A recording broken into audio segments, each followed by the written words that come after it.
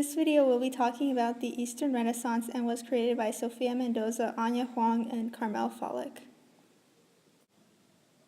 Confucianism, which was a major belief system during the Han Dynasty, came back in the Tang and Song dynasties in the form of Neo-Confucianism.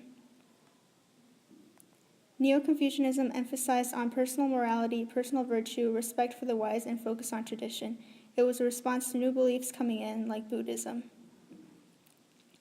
The believers of Neo-Confucianism were hostile towards foreign beliefs, most commonly Buddhism, and the belief also emphasized tradition and strict social structure since they thought it would bring social harmony and prosperity.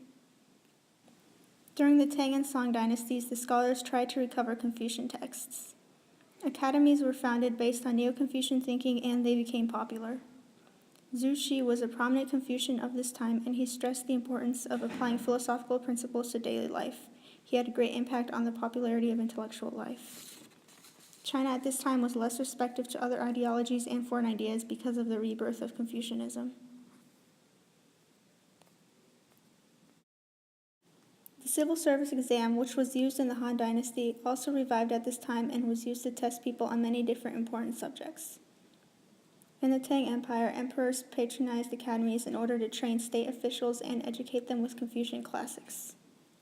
There was a boom and the number of scholars and exams expanded. The Ministry of Rights administered exams to students in government schools or people who were recommended by famous scholars. Success in the exams put you in a special social status.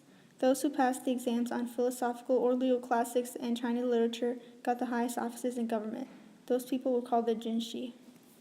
During the Song Dynasty, the government fully routinized the civil service exam. It was given every 3 years at 3 levels: district, provincial, and imperial. More people passed the exam at this time than in the Han Dynasty.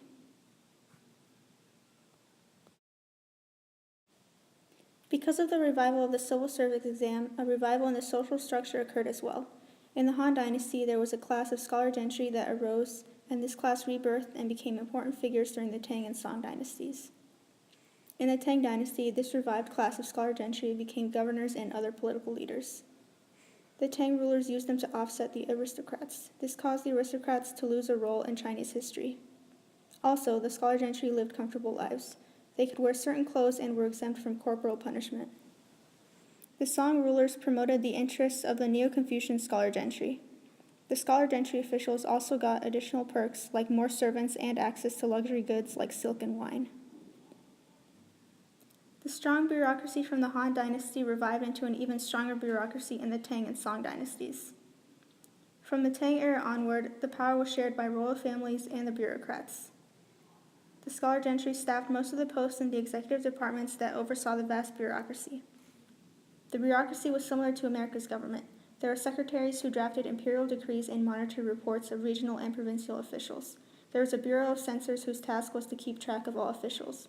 And there were also executive ministries that were in charge of things like war and justice.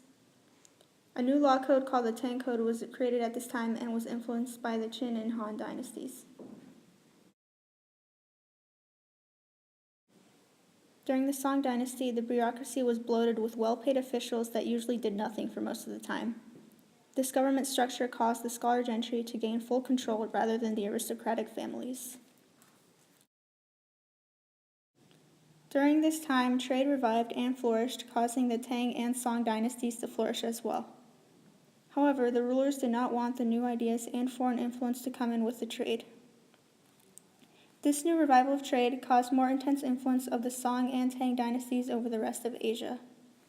New technology, like the magnetic compass, allowed for this influx of trade to occur. It made navigating the sea a lot easier. The compass also spread all over the world, like Europe and the Middle East. We hope you enjoyed watching this video and that you learned about the Eastern Renaissance and the new ideas that revived at the time of the Song and Tang dynasties. Thank you.